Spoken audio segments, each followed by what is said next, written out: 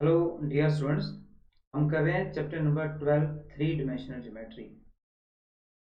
पिछले वीडियो में हमने distance between two points in three dimensional geometry ये फार्मूला हमने किया है और यहाँ पे हम इस फार्मूले के ऊपर क्वेश्चन सॉल्व करेंगे और एक और हम फार्मूला करेंगे सेक्शन फार्मूला। तो अभी तक आपने जो डिस्टेंस फार्मूला पढ़ा है, आपने क्या पढ़ा है कि अगर पी और क्यू दो पॉइंट्स गिवन है जिनके कोऑर्डिनेट आपको थ्री डिमेंशन में गिवन है x1 y1 z1 और ये है x2 y2 z2।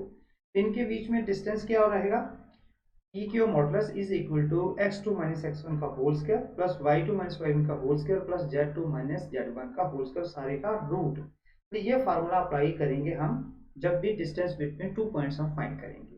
तो चलें फिर इस फार्मूले के ऊपर हम क्वेश्चन लेते हैं।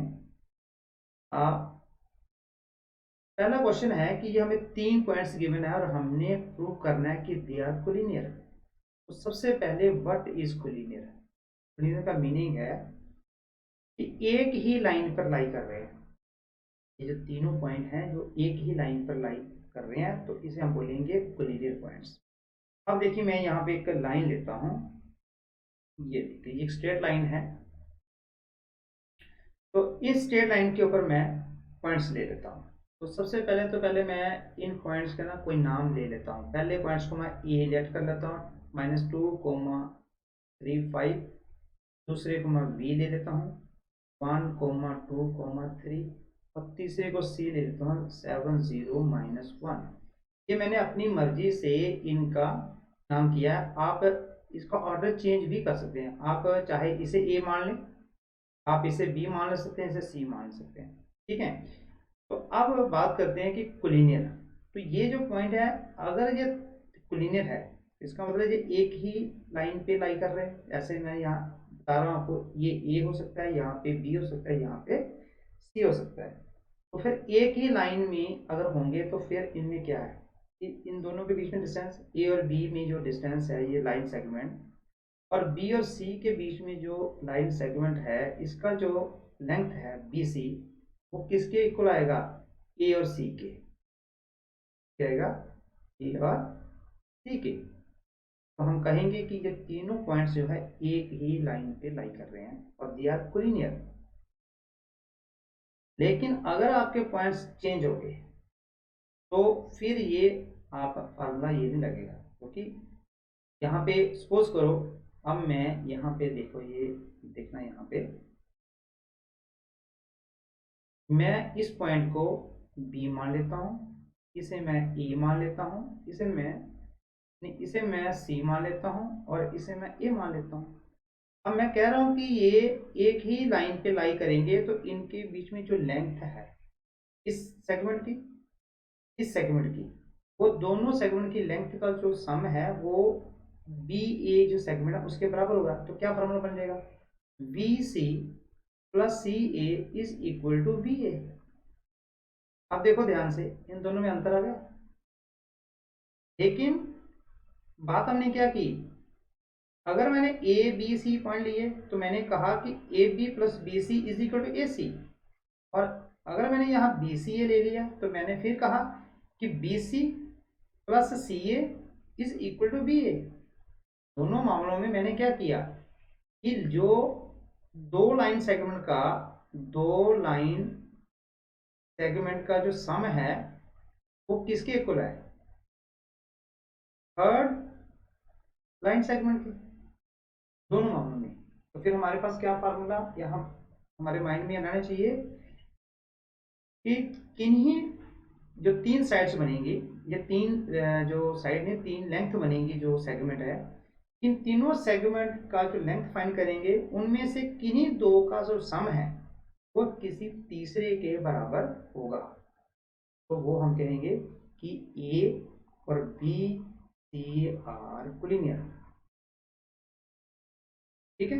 तो फिर हमारा काम क्या है कि हमने इनकी लेंथ फाइंड करनी है सेगमेंट की। तो पहले हम ए बी की लेंथ फाइंड करेंगे, फिर हम बी सी की करेंगे, फिर हम ए सी की करेंगे। तो ए बी की लेंथ फाइंड कर ले, डिस्टेंस फार्मूला लगाएं। तो क्या होता है ए बी, यहाँ पे जो ए है वो x1 y1 z1 कोऑर्डिनेट रहेंगे, बी के आपके रहेंगे x2 y2 z2। तो ये मेरे पास b है, यहाँ a है, तो ये बन गया जी 1 माइनस प्लस हो जाएगा 2 माइनस का ना, और यहाँ पे फिर 2 माइनस 3 का होल स्क्वायर, और यहाँ पे 3 है माइनस 5 का होल स्क्वायर। तो करें सॉल्व, क्या आ गया जी 1 प्लस 2 दैट इज 3, 3 का स्क्वायर 9 प्लस 3 में से 2 1 चला गया, 1 का स्क्वायर 1, और यहाँ पे 2 बचेगा 4, ये आ गया जी 14। सिमिलरली BC फाइंड करते हैं। अब BC में क्या है कि जो C है ये x2 y2 है और B जो है x1 y1 है, ठीक है। तो यहाँ पे बन गया जी 7 माइनस 1 का होल स्क्वायर, 0 माइनस 2 का होल स्क्वायर, माइनस 1 माइनस 3 का होल स्क्वायर, और इसे आप सॉल्व कर लें, ये बन गया जी 6 दैट इज 36, ये बन गया 4, और ये कितना है 16, और टोटल बन गया आपके पास 56, और आप इसे सॉल्व कर सकते हैं। ये बन जाएगा आपके पास 2√14। सिमिलरली अब हम AC फाइंड करते हैं। AC क्या है, अब A जो है वो x1 y1 z1 कोऑर्डिनेट बन जाएंगे, C के बन जाएंगे x2 y2 z2। तो करें जी 7 प्लस 2 का होल स्क्वायर, यहाँ पे 0 माइनस 3 का होल स्क्वायर, और यहाँ पे माइनस 1 माइनस 5 का होल स्क्वायर, और ये बन गया ये देखिए ये 81, और ये बन गया 16, और ये बन गया आपके पास ये 9 बन गया, 3 है ना, 3 का यहाँ पे वो 9 बनेगा, और ये 5 और 1 6 दैट इज 36। तो ये बन गया जी 9 10 16, और 8 3 11 12, 126 का रूट, और आप इसे सॉल्व करें तो ये बन गया आपके पास 3√14। तीनों की लेंथ आ गई जी। अब हमने इन सेगमेंट का देखना है कि किन्हीं दो का सम जो है किसी तीसरे के बराबर है। यहाँ पे देखिए जी, now AB plus BC, AB कितनी लेंथ है √14, और BC कितनी लेंथ है 2 इंटू √14, सम कर देंगे 3 इंटू √14, और वो किसके इक्वल है AC के, ठीक है। तो देखिए दो लाइन सेगमेंट का जो सम है किसी तीसरे लाइन सेगमेंट के लेंथ के बराबर आ गया, तो हम यहाँ पे लिखेंगे कि ABCR जो है वो कोऑर्डिनेट है, ठीक है। चलिए नेक्स्ट क्वेश्चन लेते हैं। क्वेश्चन क्या है कि आपने वेरीफाई करना है 3 पॉइंट्स गिवन है, and are the vertices of an isosceles triangle. ये जो वर्टिसेस है किसी आइसोसेलेस ट्रायंगल के हैं।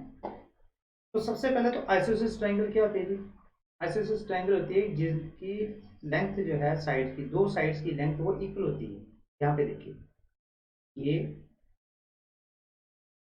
एक मैं ट्रायंगल बना रहा हूँ, तो इसे मैं A लेट कर रहा हूँ, इसे मैं B लेट कर रहा हूँ, इसे मैं C लेट कर रहा हूँ।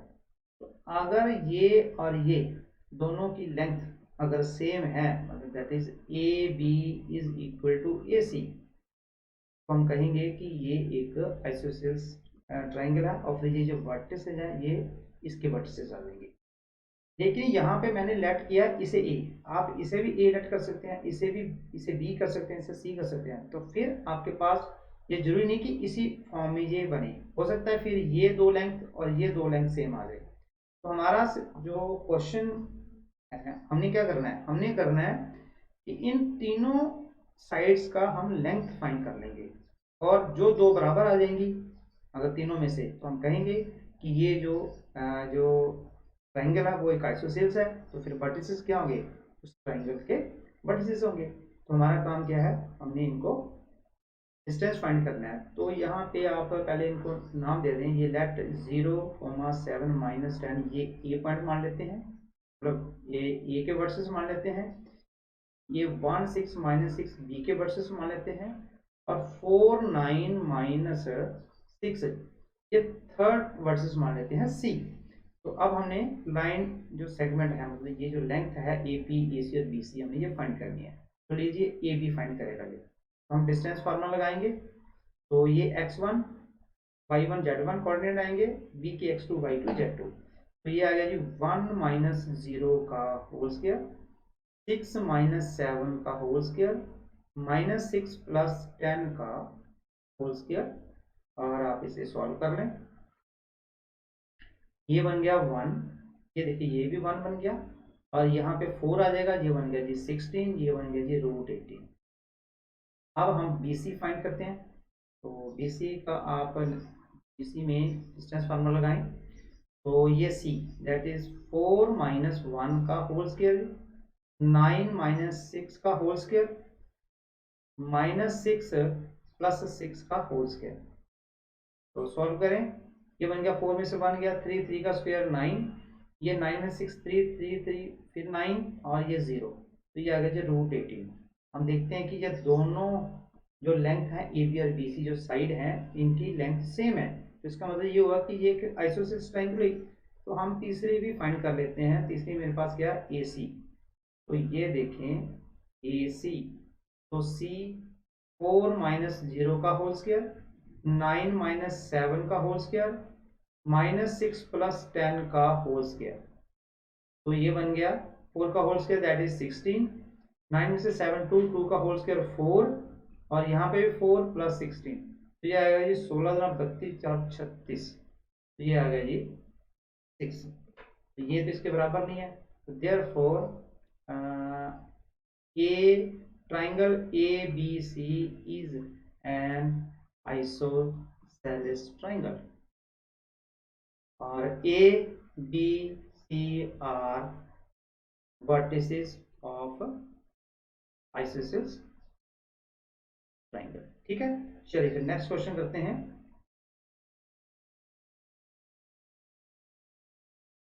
क्वेश्चन है कि आपने वेरीफाई करना है कि ये जो 3 पॉइंट्स आपको गिवन है ये वर्सेस हैं किसके, राइट एंगल ट्राइंगल के। तो राइट एंगल ट्राइंगल जो है, क्या होती है right triangle, right angle triangle में एक एंगल क्या होता है 90 डिग्री होता है। मैं वैसे यहाँ पे एक राइट एंगल ट्राइंगल रफली बना रहा हूँ, ये आ गई, और ये एंगल इसका 90 डिग्री है। ठीक है, तो ये जो 3 पॉइंट्स है पहले इनका नाम ले लेते हैं जी। लेट A 0, 7, 10, ये A वर्सेस है, मैं मान लेता हूँ ये A वर्सेस A है। दूसरा B है, ये -1 6 6, मैं इसे मान लेता हूँ। और थर्ड जो है C -4 9 6, और ये इसे मान लेता हूँ। तो ये आ गया जी ट्राइंगल के वर्सेस आ गए। अब हम प्रूव करना चाहते हैं कि ये जो ट्राइंगल है ये एक राइट एंगल ट्राइंगल है। तो राइट एंगल ट्राइंगल में आपको पता है कौन सा फॉर्मूला लगता है, पाइथागोरस थ्योरम लिखती है। ये पाइथागोरस थ्योरम, पाइथागोरस थ्योरम क्या कहती है, जो हाइपोटेन्यूज है उसका स्क्वायर बेस का स्क्वायर प्लस लंब का स्क्वायर, मतलब वो जो है इक्वल होगा। तो यहाँ पे हमने तीनों साइड्स निकालनी है, और फिर उनका तीनों साइड्स की लेंथ निकाली है, उनका स्क्वायर करना है। फिर किन्हीं दो साइड्स का जो स्क्वायर है वो तीसरी साइड्स के स्क्वायर के बराबर आ जाएगा। तो यहाँ पे देखें, हाँ एक चीज और आपने देखनी है कि ये जो मैंने ABC लिया है, ये ABC आपके चेंज भी हो सकते हैं। ये मैंने यहाँ लिया, हो सकता है यहाँ 90 डिग्री, हो सकता है यहाँ 90 डिग्री एंगल बन जाए। ये जरूरी नहीं है कि मैंने ऐसा लिया तो यही 90 डिग्री एंगल बनेगा। ये डिपेंड करता है कि कौन सी दो साइड्स का स्क्वायर का सम वो तीसरी साइड्स के स्क्वायर के बराबर आता है। ठीक है, इज इट क्लियर। तो चलिए अब हम लेंथ निकालते हैं जी। तो लेंथ आ गई जी AB, डिस्टेंस फार्मूला लगाएंगे। तो ये मेरे पास आ गया जी अंडर रूट, तो आ गया -1 -0 का होल स्क्वायर, 6 -7 का होल स्क्वायर प्लस 6 -10 का होल स्क्वायर। तो यहाँ देखें, इसको सॉल्व कर लें। ये 1 आ गया जी, ये भी 1 आ गया, और ये 4 आ जाएगा, तो ये 16 बन गया, ये बन गया जी रूट 18। ठीक है, अब हम करते हैं BC साइड जो है उसका लेंथ फाइंड करते हैं। तो क्या आ गया जी -4 माइनस BC, तो -4 -1, ये +1 हो जाएगा, और ये बन गया जी होल स्क्वायर। आगे जी 9 -6 का होल स्क्वायर, और आगे है 6 -6 का होल स्क्वायर। तो सॉल्व करें, ये बन गया -4 में से 1 चला गया तो 3 9 आ गया, 9 में 6 गया, ये भी तो ये 9 हो जाएगा, ये 0 हो जाएगा, तो ये आएगा जी √18। नेक्स्ट देखें, लेंथ बची AC। AC साइड की हम अब लेंथ फाइंड करते हैं, तो ये बन गया जी -4 - 0 का होल स्क्वायर, 9 - 7 का होल स्क्वायर, 6 - 10 का होल स्क्वायर, तो ये बन गया जी ये देखिए 16, दूसरा बन जाएगा 4 और तीसरा बनेगा 4 बनेगा, 4 का 4 कितना आ गया 16, तो ये आएगा जी 36। ठीक है, तो तीनों साइड्स की हमने लेंथ फाइंड कर ली। अब हमने चेक करना है कि किन्हीं दो साइड्स की स्क्वायर का सम किसी तीसरी साइड के स्क्वायर के बराबर है। तो मैं यहाँ पे ये ले रहा हूँ जी, now AB square plus BC square. AB हमने फाइंड किया √18, जब स्क्वायर करेंगे तो 18 आ जाएगा। BC हमने फाइंड किया √18 तो जब स्क्वायर करेंगे तो 18 आ जाएगा। दोनों को ऐड कर दे, कितना है जी 36। और 36 क्या है, क्या वो AC का स्क्वायर है? इसका मतलब क्या हुआ कि ये जो AB square BC square plus AC square है, ये इक्वल आ रहा है, तो पाइथागोरस थ्योरम लग रही है। अगर पाइथागोरस थ्योरम लग रही है तो ये एक राइट एंगल ट्रायंगल है। ठीक है, अब हम चेक करते हैं कि इसका 90 डिग्री एंगल कहाँ है। तो यहाँ पे B मेरा कॉमन आ रहा है ना, तो यहीं पे इसके का एंगल 90 डिग्री आ रहा है। लेकिन अगर आपने इसके चेंज साइन जो ABC अगर आप चेंज कर दें तो हो सकता है ये एंगल कहीं और चला जाए। ठीक है, तो ये आपके क्वेश्चन हो गया। चलिए नेक्स्ट चलते हैं। हमें गिवन है 4 पॉइंट्स एंड हमने वेरीफाई करना है कि they are the vertices of a parallelogram. तो सबसे पहले मैं इनको लेट कर लेता हूँ। लेट A -1, -2, 1, B पॉइंट है 1, -2, 5, थर्ड को मैं C ले लेता हूँ 4, -7, 8 एंड फोर्थ को D ले लेते हैं 2, -3, 4 are vertices of a parallelogram. ये मैंने लेट कर दिया। तो यहाँ पे ये देखें, ये पैरेललोग्राम है। तो ये है A पॉइंट, ये B ले लेते हैं, इसे हम C ले लेते हैं और इसे हम D लेते हैं। तो इसके हम वर्टिसेस भी लिख देते हैं, ये -1, 2 और इसके हैं जी 1, -2, 5 और इसके हैं 4, -7, 8 और D है जी 2, -3, 4। ठीक है जी, मैं कॉमा लगा देता हूँ। ठीक है, तो ये आ गई वर्टिसेस ऑफ ए पैरेललोग्राम, हमने वेरीफाई करना है। तो पैरेललोग्राम की क्या प्रॉपर्टी होती है, ये देखें, ये जो साइड है, ये साइड एक पैरेलल है और इक्वल है। सिमिलरली ये जो साइड है AB और साइड CD, ये भी पैरेलल हैं एक दूसरे के और इक्वल हैं। तो फिर हमने पैरेललोग्राम शो करने के लिए क्या करेंगे, इनकी हम साइड्स की लेंथ निकालेंगे और देखेंगे कि ये साइड जो है AD जो है वो CB के इक्वल है, AB और वो CD के इक्वल है। तो चलिए, तो हम डिस्टेंस फाइंड करते हैं बिटवीन 2 पॉइंट्स। तो लीजिए, तो AB, ये है AB, ये बन गया x1 y1 z1, ये x2 y2 z2। तो हम यहाँ पे डिस्टेंस फार्मूला लगा के AB की लेंथ फाइंड कर लेंगे। ये आ गया x2 - x1, देखो यहाँ 1 - 1 दैट इज प्लस हो गया, यहाँ -2 है, फिर ये 2 को माइनस करना है, यहाँ 5 है, यहाँ 1 है, 5 - 1। इसे आप सॉल्व करेंगे तो आपके पास आंसर आ जाएगा 6।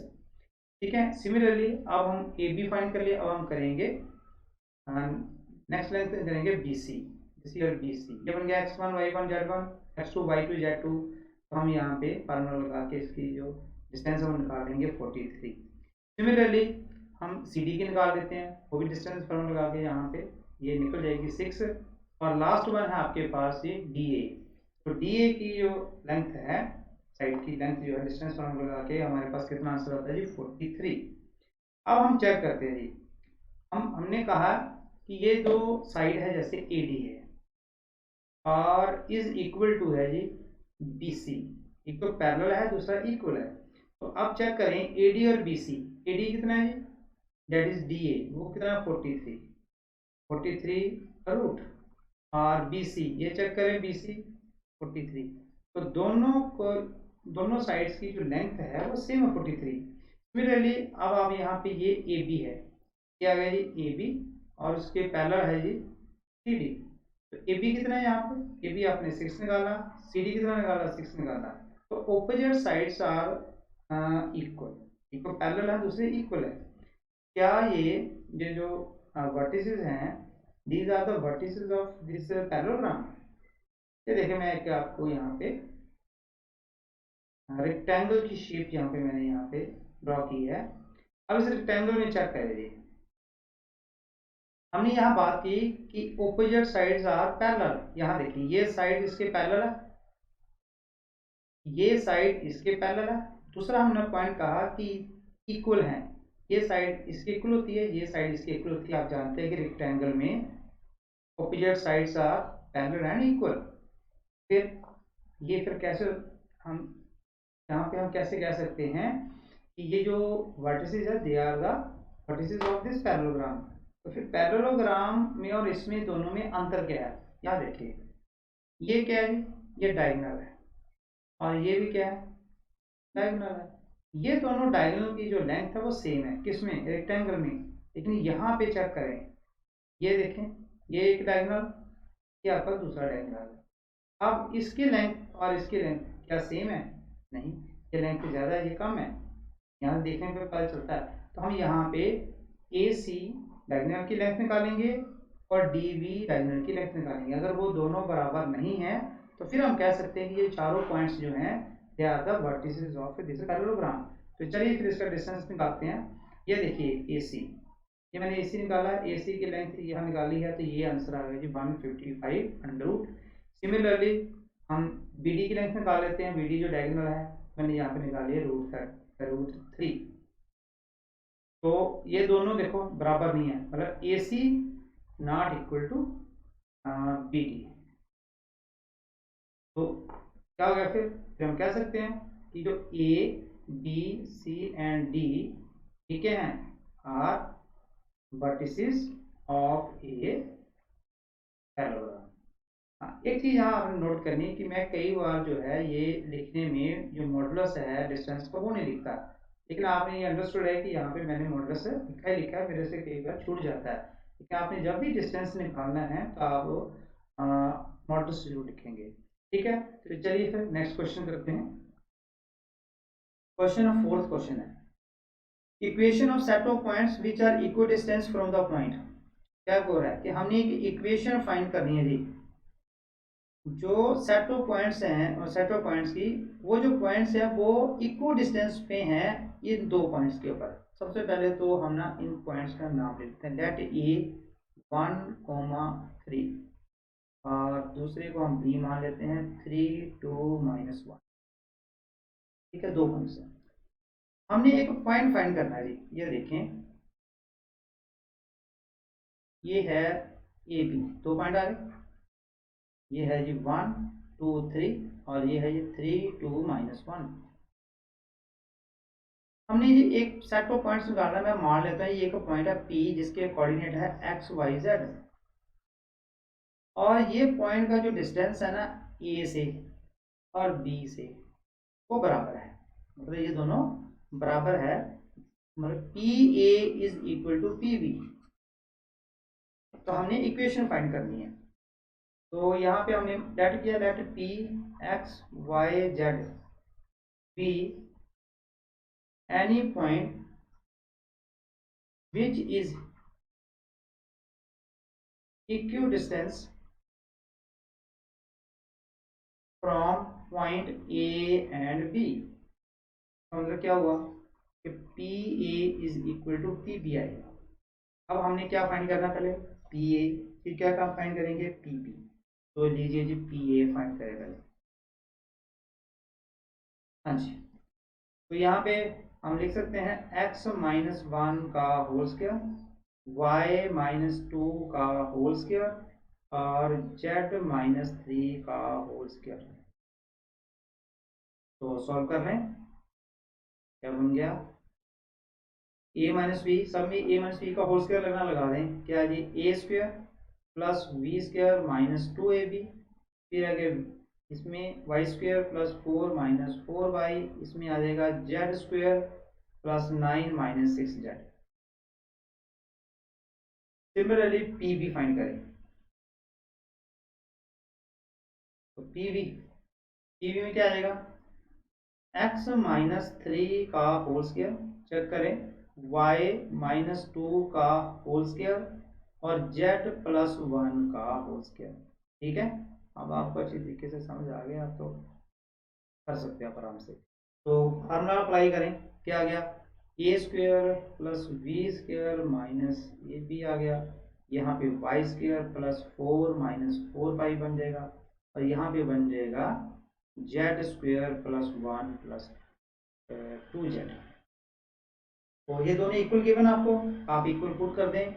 मैं यहाँ पे क्या कर रहा हूँ, पी ए स्क्वायर ले रहा हूँ जी, कोई प्रॉब्लम, मैंने इनका स्क्वायर कर दिया। स्क्वायर करने पे ये जो रूट हट जाएंगे, तो लेफ्ट हैंड साइड में क्या आ जाएगा, एक्स स्क्वायर, साथ साथ में मैं इकट्ठा भी करते जा रहा हूँ, ये x square y square z square, x square plus y square plus z square minus 2x, ध्यान से देखें, माइनस 4y और माइनस 6z, और कांस्टेंट जो है वो बन गए 9 4 13 और 1 14, और इज इक्वल टू ये वाला रूट हटा दें क्योंकि स्क्वायर किया आपने, और आप इसको क्लब भी कर दें, x square plus y square plus z square, तो यहाँ पे आ गया minus 6x minus 4y plus 2z, और कांस्टेंट क्या है जी, 9 4 13 और 1 14, दोनों तरफ कांस्टेंट सेम।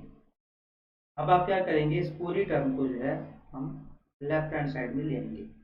तो लेफ्ट हैंड लेने से पहले हम इसको पहले यही सॉल्व कर सकते हैं। ये देखो, एक्स स्क्वायर प्लस है, एक्स स्क्वायर प्लस है, वाई स्क्वायर प्लस है, वाई स्क्वायर प्लस है, जेड स्क्वायर प्लस है, जेड स्क्वायर प्लस है, ये कट जाएंगे, 14 प्लस है 14 कट जाएगा, और यहाँ पे देखें क्या है कॉमन, माइनस 6x, यहाँ पे 4y कटेगा, -4y प्लस -4y -4y। अब देखो यहाँ पे क्या बचा, -2x -6z, और राइट हैंड साइड में क्या बचा, -6x, इस तरफ आगे क्या बन जाएगा, प्लस बन जाएगा, 2z बचा, इधर जाके माइनस हो जाएगा, इज इक्वल टू 0, -2 और ये 6 कितना बन गया जी, 4x, और ये बन गया -6z, और -2z कितना बन गया, -8z। तो सबको 4 से डिवाइड कर दें, ये आ गया जी x minus 2z is equal to 0। This is the set of equation. ठीक है, नेक्स्ट हमारे पास फार्मूला है सेक्शन फार्मूला। तो सेक्शन फार्मूला क्या है, सबसे मीनिंग पहले कि सेक्शन का क्या मीनिंग है जी। सेक्शन मीनिंग किसी को बांटना, तो यहाँ पे हम इसको पॉइंट को बांट रहे हैं, किसी लाइन सेगमेंट को हम बांट रहे हैं। क्या है मेरे पास, देखिए, लेट पॉइंट आर है, ये मेरे पास पॉइंट है आर जिसके कोऑर्डिनेट है एक्स वाई जेड, और ये डिवाइड कर रहा है दो पॉइंट्स को, पी और क्यू को, ये पी है और ये क्यू है, जिसके कोऑर्डिनेट x1 y1 z1 और x2 y2 z2 है, इन द रेशो m/n। इंटरनली क्या कह रहा है, ये जो पॉइंट है आर, ये डिवाइड कर रहा है दो पॉइंट्स को P और Q को in the ratio m/n internally. तो फिर इस R पॉइंट के कोऑर्डिनेट क्या होंगे, आपने 2D में भी ये किया हुआ है। हमने क्या किया कि ये जो m है इस x2 से मल्टीप्लाई करेगा, ये बनेगा mx2 प्लस n मल्टीप्लाई करेगा x1 से nx1 और डिवाइडेड बाई इन दोनों का सम। फिर y कोऑर्डिनेट कैसे निकलेगा, m को मल्टीप्लाई करेंगे y2 से, m y2 प्लस ये जो n है ये मल्टीप्लाई करेगा y1 से n y1 divided by m plus n। Similarly जो z कोऑर्डिनेट है वो आ जाएगा m इंटू z2, यहाँ देखिए, प्लस फिर n multiply z1 upon m plus n। ये आपका सेक्शन फार्मूला हुआ कि जब एक पॉइंट दो पॉइंट्स को किसी रेशो में डिवाइड कर रहा है, तो आप इसे ऐसे भी लिख सकते हैं, ये देखिए, P R divided by R Q is equal to m/n। क्या मैं इसे ऐसे लिख सकता हूँ जी, पी आर, ये जो सेगमेंट बन गया आपका, ये एक लाइन सेगमेंट बन गया ना, P R divided by R Q m ratio n, m by n, ये आपका सेक्शन फार्मूला। ठीक है, तो हम यहाँ पे इंटरनली बात कर रहे हैं। चलिए नेक्स्ट देखें। अब आपने यही फार्मूला किया सेक्शन फार्मूला। अब मैं थोड़ा सा इसके और आगे चलता हूँ। सपोज करो ये एम रेशियो एन में डिवाइड कर रहा है। ठीक है, तो यहाँ पे हम लिख सकते हैं P R upon R Q is equal to m upon n. अगर सपोज करो ये जो पॉइंट है अगर मिड पॉइंट आ जाए, मिड पॉइंट का मतलब यहाँ से लेकर यहाँ तक की जो लेंथ है, यहाँ से लेकर यहाँ तक की जो लेंथ है वो सेम है, मतलब अगर ये m है, सपोज करो ये भी m है, ये भी m है। ठीक है, तो मेरे पास यहाँ पे क्या बन जाएगा, m upon m that is 1। अगर ये जो m है ये 1 बन जाएगा, ये क्या बन जाएगा 1 बन जाएगा। और यही आपका मिड पॉइंट फार्मूला है। तो आपका मिड पॉइंट फार्मूला क्या बन जाएगा, आपका बन जाएगा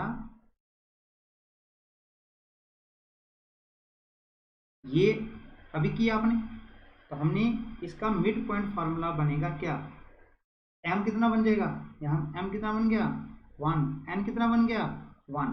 ये देखो यहाँ पे m1, तो यहाँ पे m चला गया, यहाँ से भी m हट गया, तो नीचे m प्लस n, ये भी 1 है, ये भी 1 है, कितना हो गया 2। फिर यहाँ पे y2 y1, ये देखो y2 y1 m और n जो है 1 1 हो गया अपॉन 2।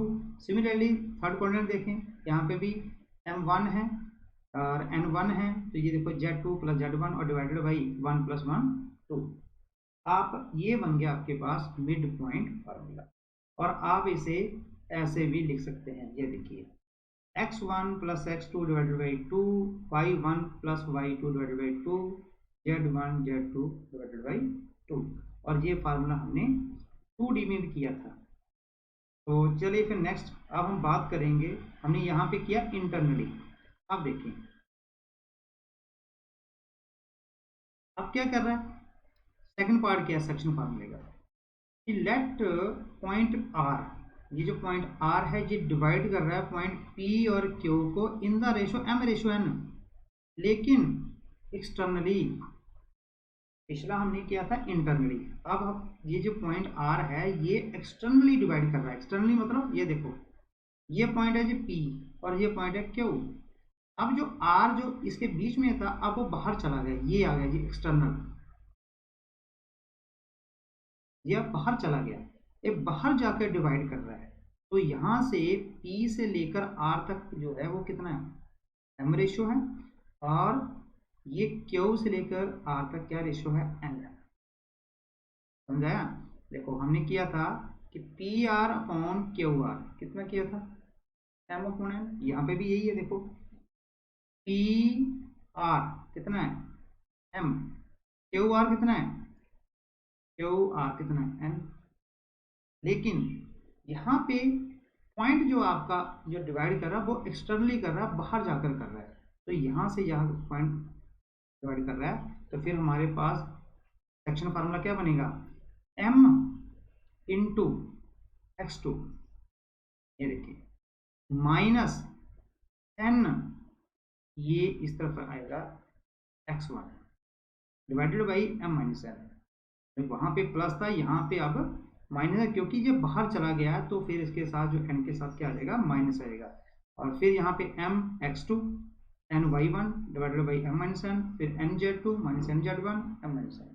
ठीक है, तो ये आपके पास जो है एक्सटर्नली सेक्शन फार्मूला जब बनेगा, जब कोई पॉइंट एक्सटर्नली डिवाइड कर रहा है किसी दो पॉइंट्स को, तो फिर वहाँ पे सेकंड के साथ क्या लग जाएगा माइनस लग जाएगा।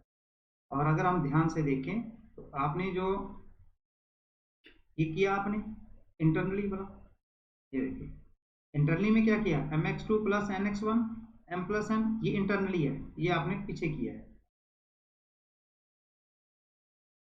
और इन दोनों में अंतर देखो, क्या अंतर है, सेम है, फर्क कहाँ पे है कि जो n है उसे हमने रिप्लेस कर दिया है y माइनस n से। सिंपली फार्मूला वही है mx2 प्लस nx1, यहाँ देखो mx2 माइनस nx1, मतलब जो n है उसे हम किससे रिप्लेस कर दिया है -1 माइनस एन से, और यहाँ पे देखिए m/2 प्लस n/1 है, तो यहाँ पे माइनस आ गया, नीचे भी माइनस आ गया, ऊपर देखें mz2 nz1, और यहाँ पे माइनस आया, यहाँ प्लस था। तो हमने सिंपली क्या करना है कि जब हमें क्वेश्चन जो है गिवन है कि कोई पॉइंट जो है वो एक्सटर्नली डिवाइड कर रहा है, तो हमने इसको पहले इंटरनली लिख लेना है। फिर हम क्या करेंगे कि जो सेकंड रेशो है उसे हमने रिप्लेस कर देना है माइनस से, सिंपली। तो this is your section formula. Next video में हम इसके ऊपर क्वेश्चन करेंगे। तो आज के लिए इतना ही, दैट्स ऑल।